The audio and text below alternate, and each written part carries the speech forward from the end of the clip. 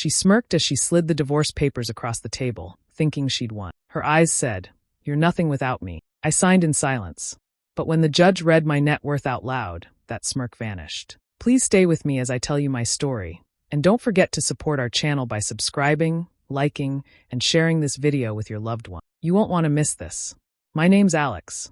I met Jessica at a friend's birthday party 6 years ago. She walked in like she owned the room, confident, smiling, and dressed in this simple red dress that made her stand out without trying. I remember thinking, she's way out of my league. But somehow, she talked to me first, said I looked like someone who didn't belong there, and she meant it as a compliment. I laughed. She laughed. That's how it started. In the beginning, she was sweet, thoughtful. She'd bring me lunch at work, surprise me with handwritten notes, sit beside me while I coded for hours, and say she didn't mind. I thought I hit the jackpot. We moved in together within a year. She said she loved my focus, my ambition, even if I was just a software guy trying to build something from nothing. But little things started to bother me, not at first, but over time. She'd joke that I wore the same shoes too often, or say, "One day, you'll make enough to take me to Paris." I'd laugh it off, thinking she didn't mean anything by it. I didn't want to make a big deal out of a comment. Everyone jokes, right? Then came the comparisons. Her dad was in finance. Her brother had just opened another restaurant in Miami. Her cousin owned a vineyard in California. I didn't come from money. My parents were school teachers. I paid for college through scholarships and side gigs. Jessica would sometimes say, "You wouldn't understand. We grew up very different." At first, it was just a fact. Later, it felt more like a warning. We still had good moments. Movie nights. Vacations. We'd sit on the couch and plan what our dream house would look like. She said she wanted marble floors, a walk-in closet bigger than our entire apartment, and a pool shaped like a piano. I didn't care about all that. I just wanted to build something that mattered and take her with me. But the more I worked, the more she complained. Said I was married to my laptop. She started going out more with her friends. Nights turned into weekends. Then she started traveling without me. Said she needed space. The support I felt in the beginning? Gone. Replaced by eye rolls, long sighs, and silence. I was still trying to build my app, working 12-hour days, thinking it was temporary. That once things took off, she'd come back around. She didn't. What she did instead, well, that's what you're here for, isn't it? Because what came next was worse than I imagined. But it was also the start of something she never saw coming. It started small. That's what makes it hard to spot. A little shift here, a slight change there. Nothing obvious enough to call out.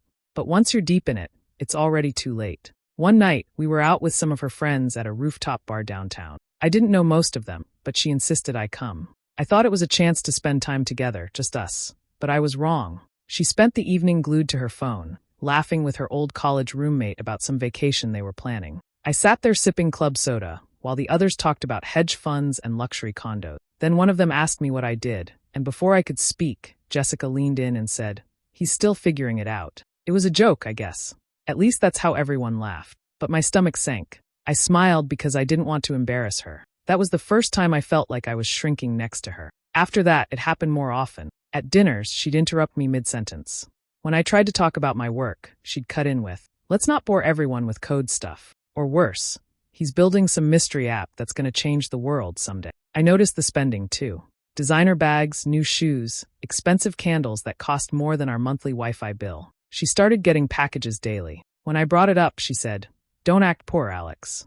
It's embarrassing." I told her we needed to save. She rolled her eyes and walked away. She didn't stop with me either. She started pulling me away from the people who grounded me. My best friend, Marcus, used to drop by on weekends. We'd grab wings and catch up. One day, Jessica said, "Why does he need to be here again? Doesn't he have his own place?" So I stopped inviting him. My sister, who lived one city over, wanted to visit. Jessica said we were too busy and told me to cancel. When I called my mom, Jessica would sigh loud enough for me to hear from across the room. She never said don't call them. She didn't need to. I just stopped. I started feeling like I was always wrong. If I forgot to do something, she made it sound like I was careless. If I tried to help, she'd say I was in the way. She had a tone, never yelling, never screaming, just sharp. Like every word was a needle. "Are you always this slow? You can't be serious." Wow, this is basic, Alex. Sometimes, I'd catch myself apologizing without knowing what for. I'd walk into a room and feel like I was interrupting something, even if we were alone. There was no physical fight, no obvious cruelty. That would have been easier to name. Instead, it was like trying to sleep with the sound of dripping water, tiny, constant, and impossible to ignore. She'd say things like, "You don't even know how lucky you are, do you?" And the scary part? I started to believe her. I began thinking, maybe she's right. Maybe I'm the problem. That's the thing about emotional manipulation. It doesn't come all at once. It wraps around you slowly, like fog, until you can't see your way out. And I didn't, not then. Not for a long time. But one night, something cracked. I caught a look in her eyes. Not anger. Not frustration. Just boredom. Like she didn't see me at all anymore. I remember thinking, when did I stop being a person to her? It was a Friday night, and I was supposed to be working late. At least, that's what she thought. My meetings ended early, so I figured I'd surprise her. Maybe pick up her favorite Thai food, head home, and for once, just have a quiet night in. God knows we needed one. When I pulled into the garage, the lights in the house were on, music playing loud enough that I could hear it before I even opened the door. Laughter echoed from the living room. It was that high-pitched, too loud kind of laugh, the kind people do when they're showing off. I paused before stepping inside. Then I heard glasses clink. Someone popped open a bottle, the cork bouncing off the ceiling and landing with a thud. That was followed by cheers. It didn't sound like just a casual hangout. It felt festive. I eased the door open and stepped in quietly. They hadn't heard me. Jessica was standing in the center of the room, wearing a black silk robe, barefoot, with her hair curled like she was posing for a magazine. 3 of her friends were there. 2 I recognized, 1 I didn't. The new one looked younger, barely out of college, maybe. "You're glowing," one of them said.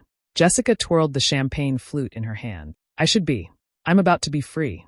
Another one asked, "Is he still clueless?"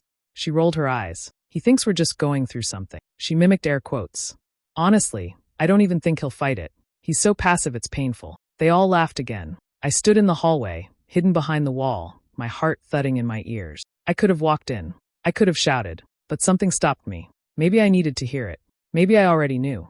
Then came the line that cut through everything. "I mean, he's got nothing," she said, laughing. "No savings. No backbone. Just his dumb little app that hasn't made a single dollar. After the divorce, I'll be back on the market, with everything." Someone whistled. Another said, "As you should, girl." I didn't hear the rest. I backed away, quietly closed the door behind me, and sat in the garage in the dark for a long time. The food I bought was still in the passenger seat, getting cold. I didn't cry. I didn't yell. I didn't even feel angry, just numb. Like someone had turned the volume down on my whole life. She hadn't just fallen out of love. She had written the final chapter, signed her name at the bottom, and was already planning the sequel without me. But that night did something to me. Something subtle. A shift. It was like a light clicked on in a room I didn't realize was dark. I had been trying so hard to save something that was already gone. Worse, something that had never been real in the first place. And right there, sitting in the silence of that garage, I decided I wouldn't be the fool in her story. Long before Jessica ever handed me those papers, long before the smirks and the insults, I had learned how to disappear in plain sight. By day, I was just another guy in a hoodie at a cafe, typing away on a laptop, sipping cold coffee. To her, that's all I was. Just a quiet man tinkering with ideas no one else understood. She never asked questions, and I never offered answers. That worked perfectly for me. The truth was, I had a second life she never knew existed. Years ago, before we even met, I launched a small mobile app on a whim. It started as a side project, an anonymous platform that let people post messages based on location. It didn't go viral. It didn't trend. But it caught the eye of a private investor group who saw potential in the back-end tech I'd built. They didn't want the app. They wanted the architecture. Quietly, we signed a deal. I never celebrated. Never bought a flashy car or upgraded my wardrobe. I kept driving the same 10-year-old sedan and wore discount shoes. The money went into a Delaware LLC with no public ties to my name. Then another shell company. Then into silent partnerships with a few promising startups. The cash never sat, it moved. Always moving. Always invisible. Jessica once joked that I was all theory, no profit. I let her think that. The less she knew, the safer it was. My bank account, the one she could see, always looked modest. My spending habits? Boring. She thought I was a man obsessed with potential, never payoff. What she didn't realize was that I had quietly protected every dollar, every asset, from the very thing she was planning. I had built a fortress with no front door. The house we lived in? Rented in her name. The furniture? Bought on her credit cards. The vacation she posted about last year? Paid with points she never knew came from a separate corporate card tied to one of my holding firms. I wasn't playing poor. I was staying quiet. I'd seen what money did to people, how it turned curiosity into greed, how it made people rewrite history to justify what they took. So I buried it. I wrapped it in silence and let her believe whatever she wanted. While she mocked me to her friends, I was quietly consulting for 3 AI startups under NDA. While she bragged that she'd be walking away with everything, I knew she wouldn't touch a cent. Not legally. Not ever. The world she thought she owned? That was never the real one. She never once asked me who I really was. And now, sitting in court, she wouldn't recognize the man she tried to strip bare. Because the truth wasn't hiding. It was waiting.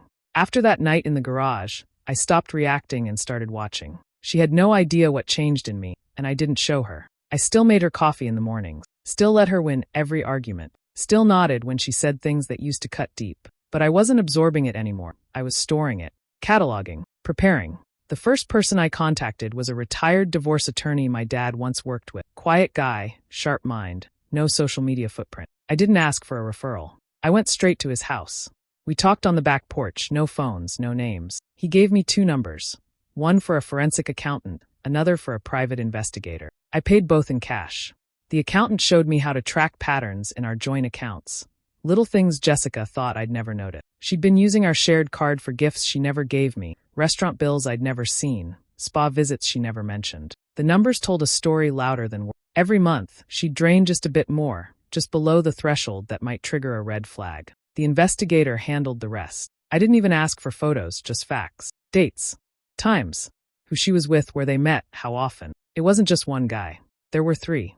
One of them, she visited while telling me she was at a women's retreat. Another, she brought to a hotel we'd once stayed at together. That one stung a little more than I expected. I recorded everything legally. Every conversation where she hinted at her plan. Every time she slipped up and revealed more than she meant to. I learned to play dumb. I kept my face neutral. I let her think I was spiraling, that I was too broken to protect myself. The more pathetic I acted, the more careless she became. One night, she told me she had a friend who knew a great divorce attorney. Just in case, she said, laughing into her wine. I nodded and asked if she thought he'd go easy on me. She said probably not. Another time, she left her phone open on the couch while she was in the shower. Messages from her friends, screenshots of account balances, lists of assets, talks about what she'd take. She didn't even bother hiding it anymore. She thought I was too blind to see what she was building. I kept a journal, paper, not digital. Every day, I wrote down what she said, how she said it, where she went, who she spoke to. It wasn't paranoia. It was preparation. I began backing up financial documents. Copies of receipts, account statements, company contracts, all tucked away in encrypted folders. My legal team, 5 people in total, all operating under strict confidentiality, met with me weekly in an office she didn't know existed. I wasn't waiting to be rescued. I was laying bricks. She saw a man unraveling, but I was building something behind that silence, something with sharp edges. It was a Thursday afternoon when she finally made her move. I was at work, tucked in a quiet corner of a co-working space I rented under a different name. Nothing flashy, just a desk, a chair, and a laptop. It was where I met with clients, wrote code, handled things she never knew existed. That day, I was debugging a payment feature for one of the apps I'd invested in when I saw the front desk girl waving an envelope. "Someone dropped this off for you," she said, smiling like it might be a love letter. It wasn't. Inside was a manila folder with her lawyer's logo stamped across the top. On top of the divorce papers was a small pink sticky note. Her handwriting, curved, neat, casual. "Don't worry, I'll be gentle." Smiley face, Jess. I stared at it for a while, then placed it carefully back into the folder. No surprise, no panic, just confirmation. I didn't respond, didn't text, didn't call. I finished my work, packed my things, and went home like it was any other day. She was already out for the night. Later that evening, I found out she'd been preparing for more than just paperwork. A mutual friend, one of the few people who hadn't picked a side, forwarded me screenshots from a WhatsApp group I didn't even know existed. It was all Jessica and her inner circle. The kind of group chat people make when they want to talk freely behind someone's back. There she was, screenshotting the papers she'd served, captioning it with, "Finally did it. Poor guy thinks he's getting the house. LOL. Another message. I might frame that sticky note. That's art. And the one that hit harder than the rest. He's gonna fold. No fight left in him. He doesn't have the spine, let alone the money." The screenshots went viral among our small social circle. People I hadn't spoken to in months suddenly knew everything, or at least her version of it. I was painted as the dull, broke husband who finally got dumped by the woman who had outgrown him. People who used to invite me to weddings and barbecues stopped returning texts. Mutual friends took sides quietly. Some even laughed along in the group chat. One of them wrote, "Let her have her moment. He's not the kind of guy who wins these things." Funny thing is, they were right about one part. I didn't fight back. Not in the way they expected. When the final version of the papers arrived, delivered formally this time by courier, I didn't delay. I flipped through every page, signed where I needed to, and didn't change a single clause. She had asked for the house, the car, a monthly support sum, and full rights to her own assets. I gave her everything, and I smiled while signing. Not because I was happy, not because I was defeated, because the real game had never been in those papers. It was already in motion, far beyond anything she knew. The courtroom smelled like old wood and cold coffee, sterile, quiet, heavy. She walked in like it was her show. Jessica wore a tailored black dress, heels sharp enough to puncture egos, and a smirk that hadn't left her face in weeks. She didn't glance at me, not once.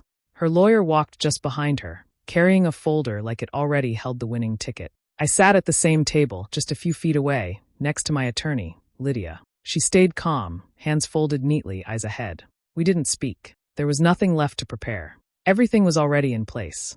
Jessica took the stand like she belonged there. She crossed her legs slowly, folded her hands in her lap, and tilted her head with that perfect performance of grace and disappointment. Her lawyer, a confident man in an expensive suit, began his routine. He told the judge how Jessica had supported me financially, how she had covered our lifestyle, how she had funded the vacations, paid the bills, carried the burden of a marriage while I chased unrealistic dreams with no return. He walked the court through her bank records, payments she made, cards she held, statements designed to suggest I'd lived off her generosity without contributing. She's not asking for anything unreasonable, Your Honor, the lawyer said, glancing over his shoulder at me. She's just asking for a fair outcome, one that reflects the reality of this marriage. Jessica turned her head, met my eyes for half a second, and there it was, that little smile she wore like a crown. Confident, certain. I said nothing. Lydia said nothing. Then the judge, an older man with silver hair and a sharp, dry voice, leaned forward from behind the bench.